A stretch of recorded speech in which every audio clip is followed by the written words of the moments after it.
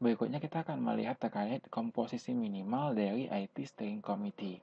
Nah, yang pertama yaitu ada direktur yang membawahi satuan kerja IT, lalu ada direktur yang membawahi satuan kerja terkait dengan manajemen risiko, lalu ada pejabat tertinggi yang membawahi satuan kerja penyelenggara IT. Serta yang terakhir ada pejabat tertinggi yang membawahi satuan kerja pengguna utama IT. Nah, peran dan tanggung jawab direktur IT. Nah, di sini yang pasti adalah perannya untuk memastikan kecukupan dan efektivitas kebijakan dan prosedur IT, lalu untuk memastikan penerapan manajemen risiko, lalu untuk memberikan kepada direksi laporan pelaksanaan IT secara periodik, lalu sebagai mengusulkan tindakan untuk mengatasi kelemahan-kelemahan IT, lalu untuk memastikan kecukupan sumber daya manusia, lalu sebagai pengawas dan menilai kinerja pengembangan dan modifikasi sistem IT. Nah, berikutnya adalah peran dan tanggung jawab satuan kinerja pengguna IT.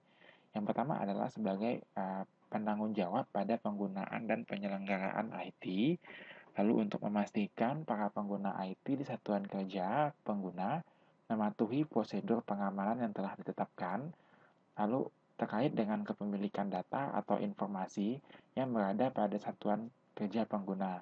Nah, sedangkan satuan kerja penyelenggara IT itu bertanggung jawab terhadap custody of asset yang berupa data atau informasi.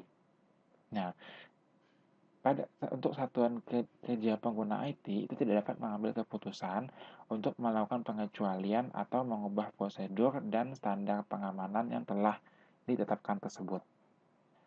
Nah, lalu sebagai penutup kita akan melihat isi-isi dari ITIL dan COBIT yang secara umum. Yang pertama adalah terkait dengan RACI. Untuk RACI, baik itu ITIL atau COBIT, itu di dalamnya ada penjelasan terkait lingkup RACI.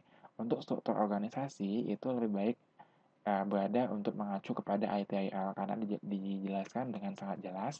Lalu untuk kontrol objektif itu lebih berada pada COBIT karena lebih dijelaskan di sini, dan untuk implementation process itu lebih dijelaskan secara baik itu di ITIL.